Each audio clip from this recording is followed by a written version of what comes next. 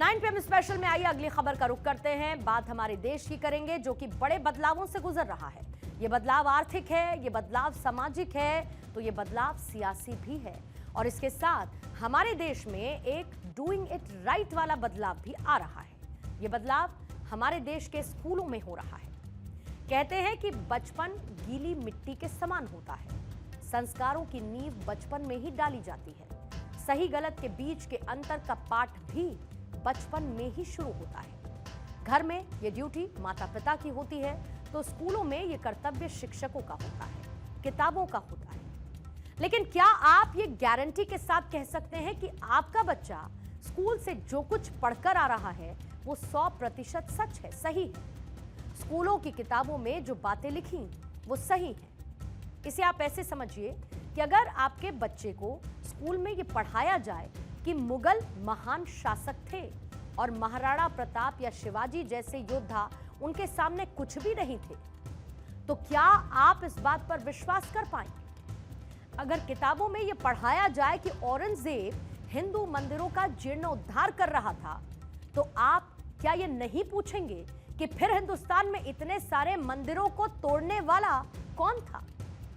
लेकिन हमारे देश में एक राजनीतिक और बौद्धिक गिरोह है, गैंग है, जो ये चाहता है कि आपके बच्चे सच को कभी ना माने और झूठ को ही मानते चले जाए और उस झूठ को सच मानने लगे। और ऐसा पीढ़ियों से हो रहा है। इसीलिए इतिहास की किताबों में जब सच के पन्ने जोड़े जाते हैं तो ये लोग एक क्राइसिस, एक संकट में आ जाते हैं।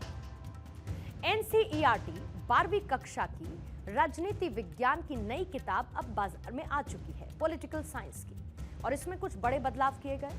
ये बदलाव अयोध्या विवाद मामले में सुप्रीम कोर्ट के 2019 के फैसले के बाद किए गए। और कुछ अहम बदलावों में शामिल है, बाबरी मस्जिद का नाम नहीं लिखा गया है और उसकी जगह 3 गुंबदों वाली संरचना लिखा गया है।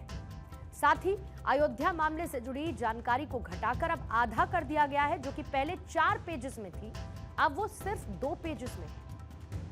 एनसीईआरटी 12th की पॉलिटिकल साइंस की बुक में जो बदलाव हुए वो हाल के दौर में भारत की राजनीति में आए नए बदलावों को दर्शाते हैं। लेकिन इन बदलावों से एक दल नाराज सा नजर आता है।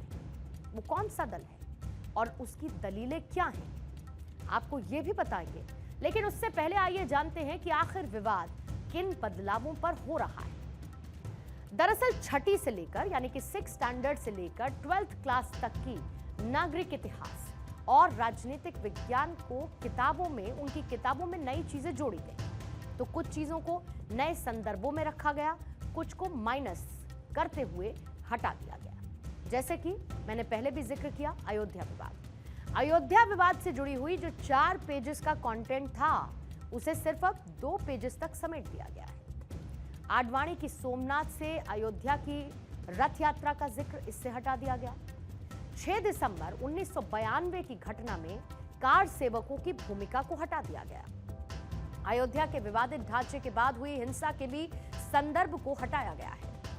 अयोध्या की घटनाओं पर बीजेपी की ओर से जो अफसोस जताया गया उसको भी हटा दिया गया है। हुमायूं, शाहजहां, अकबर, जहांगीर और औरंगजेब जैसे मुगल सम्राटों को और उनकी कथित उपलब्धियों को जानकारी देने वाली 2 पेज की सूची भी इन किताबों से हटा दी गई है। एनसीईआरटी की किताबों में जब इन विवरणों को, इस डिटेल को शामिल किया गया तब भी विवाद हुआ था। और तो और तब इन पुस्तकों को तैयार करने वाली समिति के जो कोऑर्डिनेटर थे प्रोफेसर संजय दुबे, उन्होंने हस्ताक्षर करने से भी इनकार कर दिया था। और नियम यह कहता है कि ये किताबें बिना कोऑर्डिनेटर के सिग्नेचर के जारी नहीं की जा सकती हैं। लेकिन तब एनसीईआरटी के शास्त्री परिषद में शामिल एक विश्वविद्यालय के उप कुलपति ने हस्ताक्षर कराकर इन बुक्स को रिलीज करवा दिया। यानी कि उस वक्त इन बुक्स को जारी करने के पीछे उतावलेपन को एक वजह माना जाता है।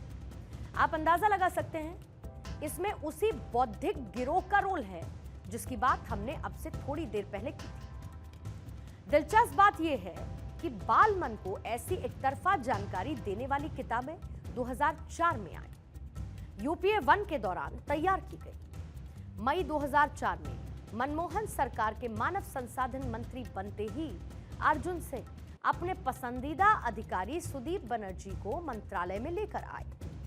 एनसीईआरटी के निदेशक के रूप में प्रोफेसर कृष्ण कुमार को नियुक्त किया गया। अपने लोगों की टीम बनाई गई और वाजपेयी सरकार के दौरान तैयार किताबों को रद्दी की टोकरी में उठाकर फेंक दिया गया और नई किताबें पाठ्यक्रम में शामिल कर ली गई। यहां पर बड़ी बात यह है कि चाहे गोधरा कांड हो या फिर अयोध्या की विवादित मस्जिद का ध्वंस, इन घटनाओं को पाठ्य पुस्तकों में शामिल किया गया ताकि सांप्रदायिकता के बारे में छात्रों को बताया जा सके। ऐसे में सवाल तो यह भी उठना चाहिए कि 1984 के सिख विरोधी दंगों को इन किताबों में क्यों नहीं शामिल किया गया। इसके पीछे का सच तो यह है कि किताबें बदलते वक्त 20 साल पहले एक सेलेक्टिव अप्रोच को अपनाया गया। गौर करने वाली बात यह है कि जब कांग्रेस सरकार में बच्चों के सिलेबस में से ये सब कुछ जोड़ा जा रहा था तो इसकी एक मेंबर तीस्ता सीतलवाड़ भी थी, जिनकी कुल जमा पहचान इतनी सी है कि वो घोर मोदी विरोधी हैं। यानी कि बच्चों की किताबों को छापते वक्त भी एक एजेंडा वाली स्याही का इस्तेमाल किया गया।